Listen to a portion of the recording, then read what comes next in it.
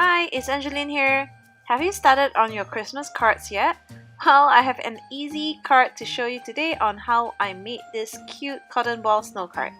So first I've stamped and colored this jolly old Santa kit from Unity Stamp, and I am grabbing some clear gel tacky glue from Aleene and some cotton balls.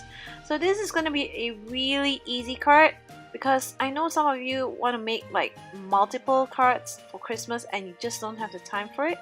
So just place some glue on the card, and all you have to do is just to pop those cotton balls onto your card and it will look like snow. It has a great effect, and I think it kind of looks like you took a lot of time making this card. I've also added some sequins off camera, so you could add some glitter or some bling to make the card more interesting. So here is my final card. I hope you enjoyed this really quick tip technique today, and thanks for watching. Bye!